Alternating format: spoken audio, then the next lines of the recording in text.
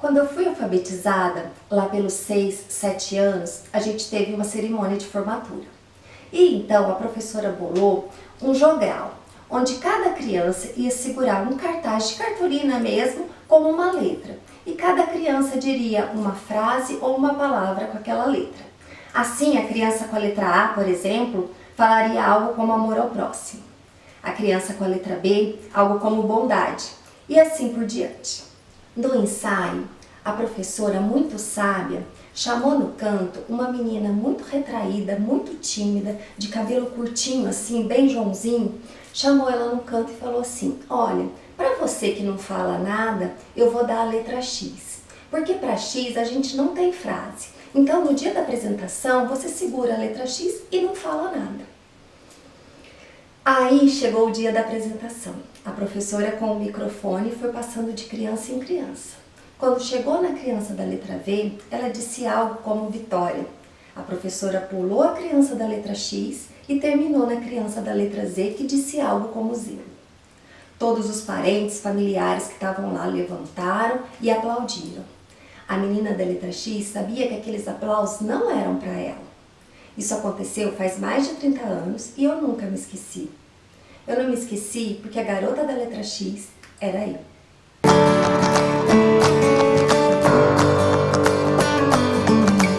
Então, gente, essa menininha segurando o X sou eu. Vou colocar a foto aqui mais de pertinho para vocês verem.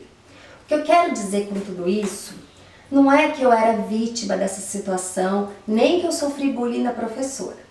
O que eu quero dizer é que eu guardo essa história comigo porque eu acho que às vezes as dificuldades que a gente passou no passado, as humilhações ou até períodos de doença, alguma coisa que a gente passou no passado, às vezes eles nos dão impulso para a gente se tornar mais forte ou para a gente reagir e ser de uma forma diferente.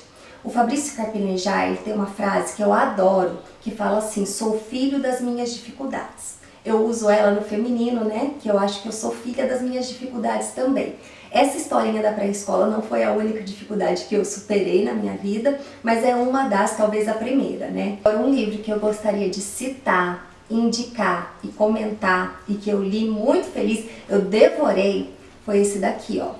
Ostra Feliz Não Faz Pérola, do Rubem Alves. É um livro até grossinho, mas ó, vocês podem ver, tá cheio de marcações aqui. Só esse título, por si só, já diz muita coisa, né? E aqui atrás ele dá uma explicaçãozinha que eu vou ler um trechinho para vocês, tá? Ostras felizes não fazem pérolas. Pessoas felizes não sentem a necessidade de criar. O ato criador, seja na ciência ou na arte, surge sempre de uma dor. Não é preciso que seja uma dor doída. Por vezes, a dor aparece como aquela coceira que tem o nome de curiosidade. Esse livro está cheio de areias pontudas que me machucaram. Para me livrar da dor, escrevi. Gente, se isso daqui não emociona, gente, o que falar, né? Antes de eu me aprofundar nesse livro, eu separei até uma parte aqui para ler para vocês. Eu queria contar uma historinha dessas coincidências da vida, né? Eu conheci Rubem Alves desde muito novinha, fui apresentada aos livros dele pelo meu pai. E sempre fui fã do escritor Rubem Alves e do ser humano Rubem Alves. Através de metáforas, de histórias, de um jeito muito humano e didático de falar, ele vai nos ensinando muita coisa. E por uma incrível coincidência do destino, faz umas 3 semanas eu tive um evento do meu blog e eu tive a sorte de dar carona para Raquel Alves, filha do escritor Rubem Alves. E durante 2 horas em que a gente passou conversando, eu pude conhecer um pouco mais do homem, do ser humano, do pai Rubem Alves. E pude conhecer também os diversos machucados que essa ostra sofreu para produzir as pérolas que produziu. Ela me contou que quando ela nasceu, faz 42 anos, foi um baque para eles, né, para o Rubem Alves, porque ela nasceu com lábio leporino. E sabendo que ela ia ter que passar por várias cirurgias e talvez até sofrer, né, para adaptação na escola, tudo isso, ele decidiu deixar de lado os livros acadêmicos que ele escrevia mais para as universidades e escrever coisas que o fizessem se conectar com ela. Foi daí que surgiram as pérolas de Rubem Alves, né? Então foi esse grãozinho de areia incomodando que o fez escrever com a alma.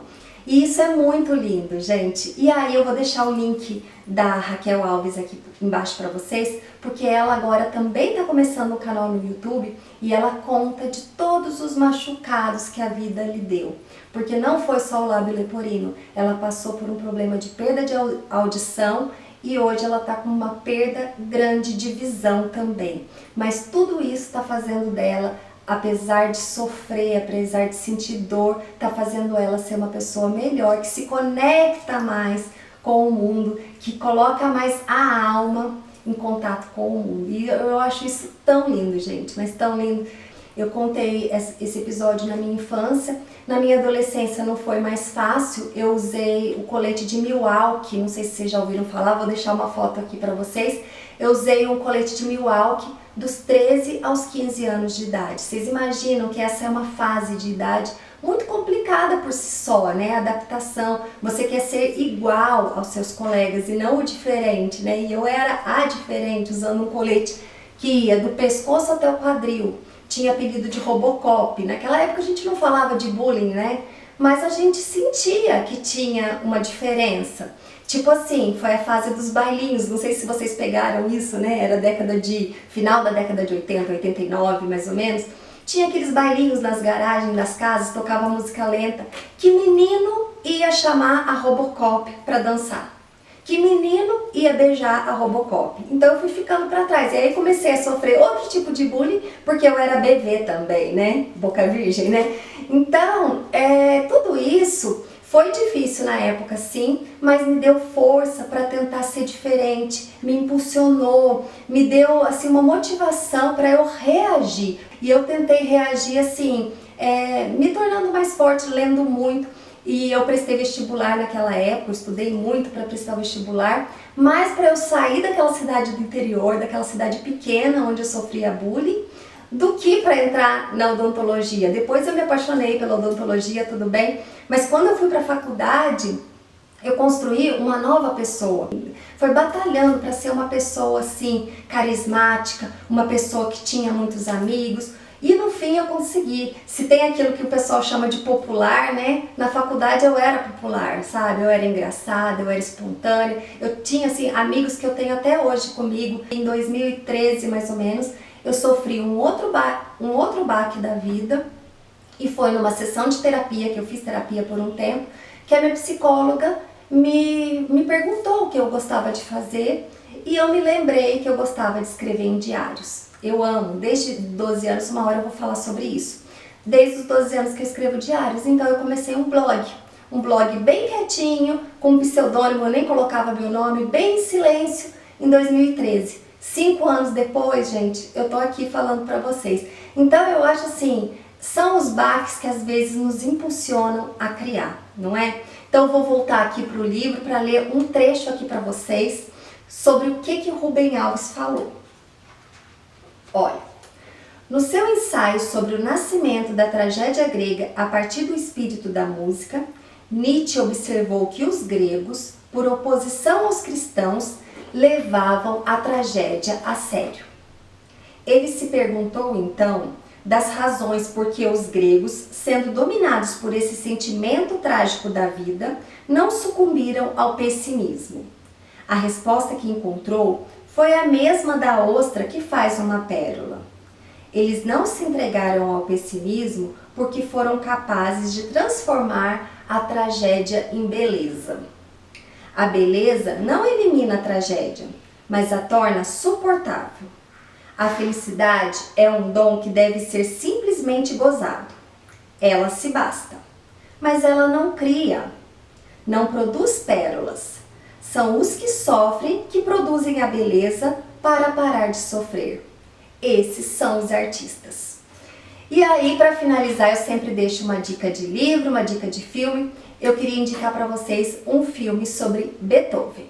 Então, a minha dica de filme chama O Segredo de Beethoven. É um filme de 2006, eu vou colocar aqui para vocês. Eu encontrei para assistir esse filme no YouTube. no Netflix não tem. E é um filme que mostra muito isso que Rubem Alves falou no livro dele. A beleza que pode vir da tragédia. Porque esse filme ele retrata o último ano de Beethoven em Viena, no ano de 1824. E é o ano em que ele compõe a sua obra-prima, que é a Nona Sinfonia. E por uma tragédia, né, Beethoven está surdo. E ele, surdo, consegue compor a Nona Sinfonia. Então, tem um trechinho do filme que Beethoven fala assim, eu anotei para ler aqui para vocês. Ele fala assim: todos pensam que eu vivo no silêncio. Não é verdade. Em minha mente há uma constante abundância de sons e nunca para. Meu único alívio é anotar tudo. Deus enche minha mente com música e depois me deixa surdo. E me nega o prazer que dá aos outros, que é ouvir a minha obra. Tá certo que Beethoven era um gênio, a gente não explica como uma pessoa surda consegue compor tudo aquilo, mas vale a pena assistir o filme. O vídeo de hoje ele foi inspirado por um texto meu que se chama assim: As coisas boas têm o seu momento e geralmente chegam após noites frias e dias cinzentos. E aqui eu falo, gente, sobre uma expressão que é assim, vou ler um pedacinho. Adoro a expressão quem te viu, quem te vê, pois a vida surpreende e o tempo recompensa. E aqueles que tanto nos julgaram podem se espantar ao verem onde chegamos. Aqueles que nos rejeitaram podem se assombrar com nossa volta por cima. Aqueles que quiseram nos brecar podem ficar pasmos ao assistir à concretização de nossos sonhos. Um dia agradeceremos aos tombos e tropeços. Seremos gratos à falta de chão e às puxadas de tapete. Celebraremos as dificuldades e recusaremos o papel de vítimas, pois entenderemos que se não for possível recusar as dores, acabamos amadurecendo com elas. Se não for possível evitar os dramas, acabamos evoluindo com eles. E aí, no final desse texto, eu termino contando do dia que foi a minha primeira sessão de autógrafos lá na Saraiva. Aí eu vou ler para vocês para encerrar, tá? Aos 43 anos, tenho concretizado tudo o que sonhei. No último sábado, sentado na livraria Saraiva e recebendo o carinho de centenas de pessoas que aguardavam na fila para um autógrafo, abracei a menina tímida carregando a letra X. Enxuguei suas lágrimas com a manga do meu vestido rendado e segredei no seu ouvido que isso vai passar. Ela me olhou com aqueles olhinhos tristes e passou a mão no meu cabelo longo. Perdoou seu cabelo curto, perdoou a professora intolerante e a falta de palavras. Naquele momento, éramos só nós duas, separadas pelo tempo de 37 anos e uma conquista que eu devia a ela, a menina do X que me ajudou a crescer. Eu escrevi esse texto faz um ano, gente. Hoje eu tenho 44 anos e eu ainda sou muito grata a essa menina do X. Pessoal, toda terça-feira agora vai ter vídeo e eu espero vocês aqui. Compartilhem, curtam, deixem nos comentários o que vocês acharam e se inscrevam no canal. Até a próxima semana.